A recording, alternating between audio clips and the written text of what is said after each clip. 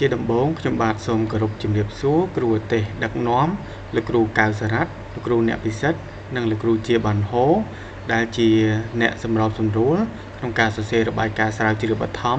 ដែលស្ដីអំពីលទ្ធផលអនុវត្តវិធីសាស្ត្របង្រៀនបែបថ្មីនៃវិទ្យាល័យហ៊ុនសែន10មករាបឹងកន្ទួតខេត្តពោធិ៍សាត់ក្នុងកម្មវិធីលើកកម្ពស់គុណវុឌ្ឍិគ្រូបង្រៀនកម្រិតបរិញ្ញាបត្រចំនួនទី1ឆ្នាំសិក្សា2023-2025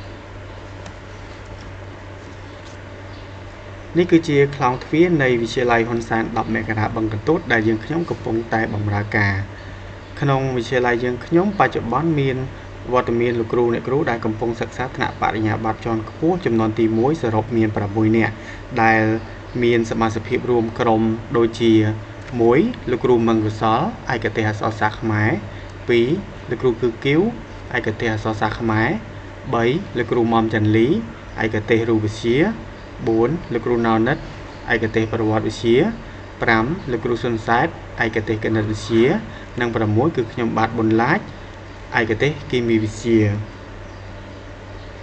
ហើយនេះគឺជាគណៈគ្រប់គ្រងនៃវិទ្យាល័យហ៊ុនសែន10មករាបឹងកន្ទួតដែលមានលោកនាយកលីប៊ុនថេងជាអ្នកដឹកនាំលោកនាយករងយឹមតំនិងលោកនាយករងសូវុតក្នុងនោះផងដែរវិទ្យាល័យយើងខ្ញុំមានចំនួនអ្នកសិក្សាគុណវុឌ្ឍិគ្រូបង្រៀនទាំង LUP និង TUP ដែលខ្លះបាននឹងកំពុងសិក្សាហើយខ្លះទៀតនឹងក៏បានបញ្ចប់ការសិក្សាផងដែរហើយតារាងខាងក្រោមនេះគឺបានបង្ហាញពីចំនួនអ្នកសិក្សាថ្នាក់បរិញ្ញាបត្រនិងបរិញ្ញាបត្រជាន់ខ្ពស់គុណវុឌ្ឍិដែលរួមមានអ្នកសិក្សាថ្នាក់បរិញ្ញាបត្របានបញ្ចប់សរុបខាង LUP គឺមាន3នាក់ហើយអត់មានស្រីទេខាងផ្នែក TUP សរុប9នាក់គឺស្រី2បរិញ្ញាបត្រដដែលតែកំពុងសិក្សាគឺសរុប2នាក់ខាង LUP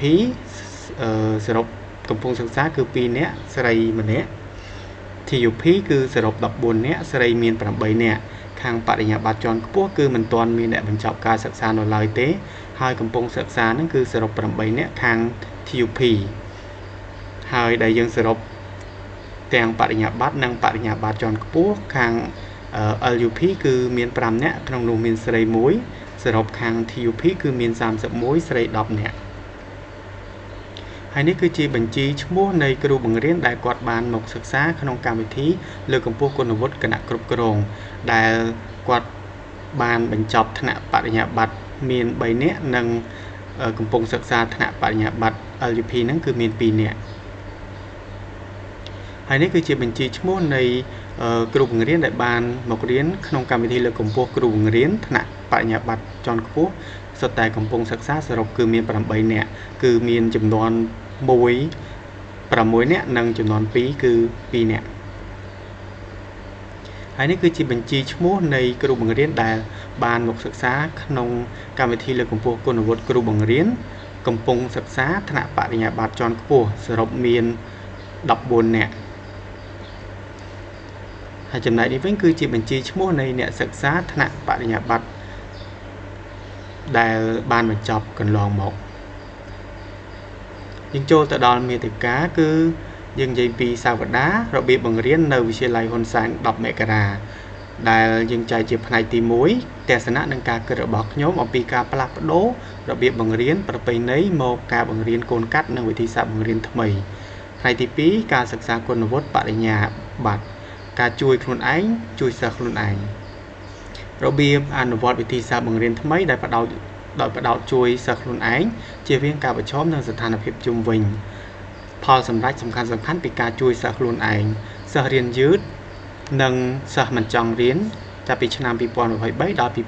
2025ហើយផ្នែកទី3គឺការសិក្សាគុណវុឌ្ឍិបរិញ្ញាបត្រជាន់ខ្ពស់ការជួយគ្រូផ្សេងទៀតនិងសិស្សរបស់គ្រូផ្សេងទៀតយើងបានបែងចែកជាចំនួនសិស្សចំនួនគ្រូបង្រៀននិងចំនួនសាលារបៀបជួយគ្រូបង្រៀនផ្សេងទៀត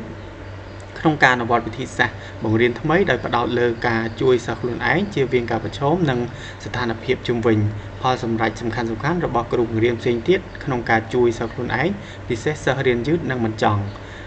ចាប់ពីឆ្នាំ2023ដល់2025ចុងក្រោយគឺសេចក្តីសន្និដ្ឋានអនុសាសន៍និងកិច្ចការបន្ត យើងចូលដល់សេចក្តីផ្ដើមដើម្បីឆ្លើយតបក្នុងកម្មវិធីសិក្សាគុណវុឌ្ឍិគ្រូបង្រៀនឲ្យស្របតាមស្តង់ដារសាលារៀនទើបសាកលវិទ្យាល័យភូមិន្ទភ្នំពេញតម្រូវឲ្យសិក្ខាកាមទាំងអស់សរសេរបំពេញនៅរបាយការណ៍ជាបឋមដើម្បីស្ទង់កម្រិតនៃការយល់ដឹងរបស់សិក្ខាកាមដែលបានឆ្លងកាត់វគ្គសិក្សាកន្លងមកមានការយល់ដឹងកម្រិតណាទាំងការសិក្សាបង្រៀននិងដល់សិស្សានុសិស្សទាំងអស់នៅតាមសាលាមួយយើងចូលដល់ចំណុចដំបូងគេគឺយើងនិយាយអំពីសាវតាអំពីរបៀបបង្រៀននៅវិទ្យាល័យហ៊ុនសែន10ឯការ៉ាបឹងកន្ទួតមកដល់បច្ចុប្បន្នគឺបានឆ្លងកាត់5ដំណាក់កាលដែលដំណាក់កាលទី1ហ្នឹងគឺនៅឆ្នាំ1886ដល់ឆ្នាំ1993ក្នុងនោះដែរគឺគ្រូបង្រៀនគាត់បានបង្រៀនតាមបែបប្រពៃណីការបង្រៀនតាមបែបប្រពៃណីហ្នឹងគឺមិនទាន់មានសាលាគ្រប់គ្រាន់សិស្សរៀននៅតាមវត្តគ្មានសិភៅសម្រាប់បង្រៀននិងរៀនគ្រូនិងសិស្សសរសេរមេរៀនលើក្តារខៀនក្តារឈ្នួនជាមួយនឹងដីសបង្រៀនដោយប្រើហិង្សានេះចូលដល់ដំណាក់កាលទី2គឺនៅឆ្នាំ1994ដល់ឆ្នាំ2013ក្នុងវិធីសាស្ត្របង្រៀនបែបនេះគ្រូក៏នៅតែបន្តបង្រៀនតាមបែបប្រពៃណី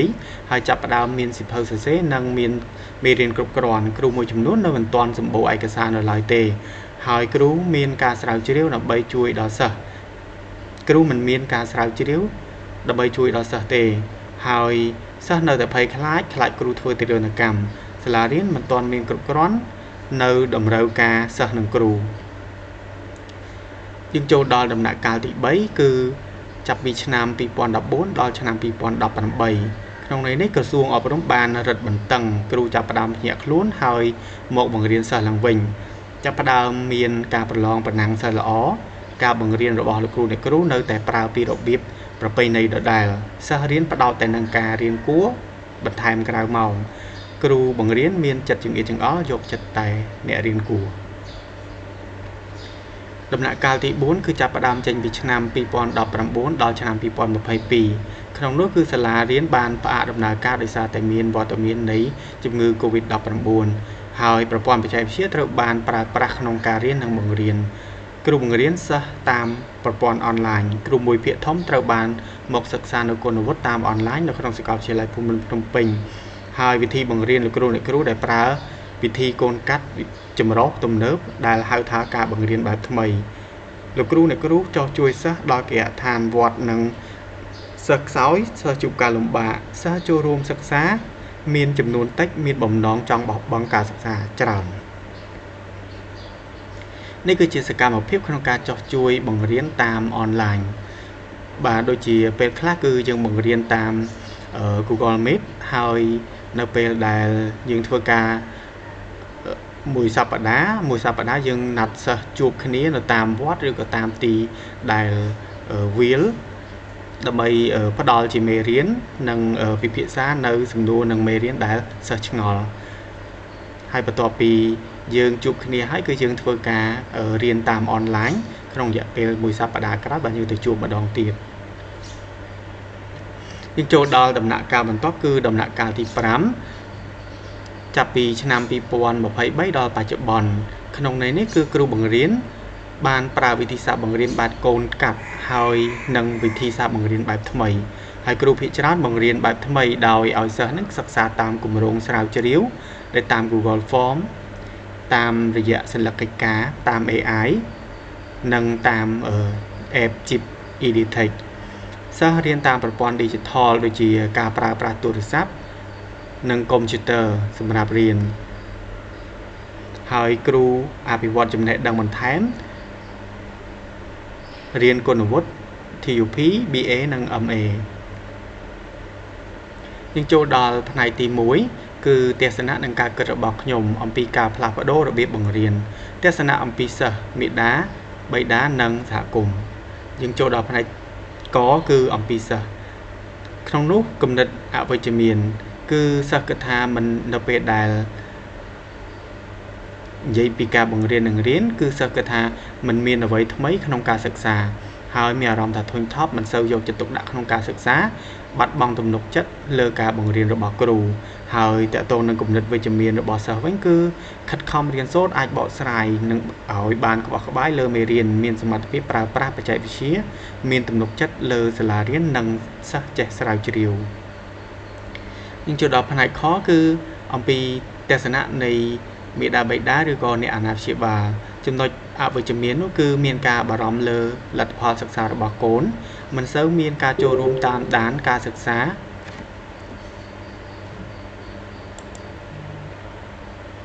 rồi bà cồn khai cồn bà lòng thế lẽ bắt bong tầm nục chất lơ cái rùm riến mình sơ đạp ca này nóm ai trong này chấm nói với chấm miến vẫn cứ quạt vàตัวปีปราวิธีศาสตร์บังเรียนโดยหายบังเรียนแบบทำไมโดยหายก็ก่อนมีตุ่มหลกจัดหมกเลอกรู้การโจร่วมช่วยจุ่มริงการศึกษาระบาดโกนนั้นคือกอดบานโจรวมดาวโยกจะตกหนักหายก็เป็นคล้ายกอดบานปลอจิตาไปการทำไมก่อสร้างให้ทารจนาสมปอนในครองสลาพองได้หายก็มีตุ่มเนี่ยตุ่มนองล้อจะมวยกรู้นั้นสลาเรียนติดพองnhưng chỗ đóจะหน่อยมวยติดคืออมปีสากลมในครองสากลมก็มีchỉ cả kịch với chữ miến nâng ca chỉ kịch ca kịch với chữ miến đài bận to pì dương bàn trong cả ca sắc sát nâng riêng con vụt rồi chẳng đâu về là mình toàn bàn bằng riêng vị thi sạp bài mấy nâng mình toàn bàn sắc xa pì con vụt xạ cũng cứ bàn kịch tờ lờ này ở với chữ miến mùi chùm đôn để chia còn mình bàn tục chất vì ca pra thả vì ca đầm bay cò sang sả lá riêng mình miền tầm lục chất thả sả lá ai chui chùm rôi nhỏi cồn bỏ bọc quạt nó sắc xa tụi bàn chùm này đăng nâng chùm này bật cọt nó tề hai và to bị quạt bàn sắc xa xoay nhớ nâng đằng miền ca chô rùm chỉ tràn máu cứ quạt kịch chùm nội với chùm miền vẫn cứ quạt chô rùm không ca ăn vọt test tòng đá chùm mùi nâng cửu hai chô rùm thưa phai là cá thả riêng cái nạ cục cồn thả riêng tục chất lơ ca đặc nọរបស់សាលានឹងចូលរួមតាមដានការសិក្សារបស់គាត់មានន័យថាគាត់បានសិក្សាស្វែងយល់ទៅសាលាបានមានទំនាក់ទំនងល្អជាមួយនឹងសហគមន៍រួចមកគឺគាត់បានមានភាពជឿជាក់និងបានចូលរួមយ៉ាងសកម្មទាក់ទងទៅនឹងសកម្មភាពមួយចំនួនដែលសាលានិងសហគមន៍ត្រូវធ្វើជាមួយគ្នាយើងចូលដល់ចំណុចមួយទៀតគឺនិយាយពីវិធីសាស្ត្របង្រៀនបែបថ្មីអញ្ចឹងរបៀបបង្រៀនបែបថ្មីហ្នឹងគឺមានដូចជាការស្រាវជ្រាវមេរៀនបង្រៀនបន្ថែមតាមរយៈ Google ឬក៏ AI ហើយការសិក្សាតាមបែបគម្រោងស្រាវជ្រាវចម្រុះមុខវិជ្ជាក្រៅពីនោះគឺមានការឲ្យសិស្សរៀនត្រៀមជាមុនតាមរយៈការប្រើប្រាស់ Google Form App Chip Editech ដែលនេះគឺជាសកម្មភាពសិស្សបានរៀនតាមរយៈ App Chip Editech ហើយនឹងការសិក្សាតាមគម្រោងស្រាវជ្រាវចម្រុះមុខវិជ្ជាដែលមានក្នុង slide នេះគឺមានលោកគ្រូមង្គសលគាត់ជាអ្នកដឹកនាំយើងចូលដល់ផ្នែកទី2គឺការសិក្សាគុណវុឌ្ឍិនិងបរិញ្ញាបត្រនិយាយពីការជួយខ្លួនឯងនិងសិស្សខ្លួនឯងរបៀបក្នុងការអនុវត្តវិធីសាស្ត្របង្រៀនថ្មីដែលផ្ដោតលើការជួយសិស្សខ្លួនឯងជៀសវាងក្នុងការប្រឈមនឹងស្ថានភាពជុំវិញយើងចូលដល់ចំណុចទី1គឺការជួយខ្លួនឯងគឺនិយាយបានថានៅពេលដែលចាប់ផ្ដើមសិក្សាទៅលើគុណវុឌ្ឍិគណៈបញ្ញាបត្រគឺពីដំបូងឡើយគឺអត់ទាន់ចេះប្រើប្រាស់កុំព្យូទ័រឬក៏អត់ទាន់ចេះបាននិយាយរួមគឺប្រៀបដូចជាមនុស្សដែលអត់ចេះអីសោះអញ្ចឹងដល់ទៅពេលបានសិក្សាគុណវុឌ្ឍិរួចគឺទី1គឺអាចចេះប្រើប្រាស់ទូរស័ព្ទឬក៏កុំព្យូទ័របានខ្លះហើយអាចនិយាយថាបានច្រើនជាងមុនហើយមួយទៀតគឺការអភិវឌ្ឍសមត្ថភាពខ្លួនឯងនិងការស្រាវជ្រាវចំណេះដឹងថ្មីនឹងជាប្រចាំមានថាអាចស្វែងរកអាចស្រាវជ្រាវបានយល់នឹងច្រើនជាងមុនហើយមួយទៀតគឺអាចចេះប្រើ App Chip Editech ហើយនិង AI នៅក្នុងការបង្រៀនមានន័យថានៅពេលដែលយើងមានបញ្ហាឬក៏ចម្ងល់អីយើងអាចប្រើប្រាស់ App ជំនួយឬក៏យើងអាចប្រើប្រាស់ AI ដើម្បីឲ្យរៀបចំការពាក្យកម្មវិធីឲ្យយើងបង្រៀនបានល្ងាយហើយមួយទៀតគឺយើងចូលដល់ចំណុចទី2គឺការជួយសិស្សអញ្ចឹងការជួយសិស្សហ្នឹងគឺឲ្យចេះប្រើប្រាស់កិច្ចការតាមរយៈ Google Form Chip Editech និង AI បង្រៀនឲ្យចេះស្រាវជ្រាវតាមបែបគម្រោងចម្រុះមុខវិជ្ជាដែលសិស្សហ្នឹងគឺគាត់មានការចុះទៅតាមភូមិចុះអីជាហោហែដើម្បីស្រាវជ្រាវនៅអ្វីដែលគាត់ចង់ដឹងហើយមួយទៀតហ្នឹងគឺការឲ្យចេះការប្រកួតអំណាចនិងគិតលេខរហ័សមានថានៅក្នុងកំឡុងពេលរៀនហ្នឹងគឺសិស្សអាចគ្រូដឹកនាំឲ្យសិស្សអាចដែលមិនទាន់ចេះអានស្ទាត់ហ្នឹងគឺគាត់ឲ្យចេះអានស្ទាត់និងគិតលេខរហ័សហើយមួយទៀតគឺការបង្រៀនសិស្សឲ្យមានបំណិនផ្នែកជីវិតក្នុងការសន្សំប្រាក់ យើងចូលដល់ចំណុចមួយទៀតគឺផលសម្រាប់សំខាន់ដែលនិយាយពីការជួយសិស្សខ្លួនឯងពិសេសគឺសិស្សរៀនយឺតនិងសិស្សមិនចង់រៀនក្នុងឆ្នាំ2018មកដល់ឆ្នាំ2025តើតើនឹងសិស្សរៀនយឺតនិងសិស្សមិនចង់រៀនហ្នឹងគឺមានករណីសិក្សាមួយគឺគ្រូបន្ទុកនិងគ្រូមុខវិជ្ជាហ្នឹងគឺបានចុះជួយសិស្សរៀនយឺតដល់គេដ្ឋានដែលមានទំនាក់ទំនងជាមួយនឹងមេដាបេដាសិស្សឲ្យជួយយកចិត្តទុកដាក់និងជំរុញរបស់កូនការសិក្សារបស់កូនគាត់បាទដែលនេះគឺជាសិស្សដែលគាត់រៀនយឺតហើយគាត់បច្ចុប្បន្នគឺគាត់បានបញ្ចប់ថ្នាក់ទី12ហើយគាត់ក៏បានប្រឡងបញ្ចប់ដែរ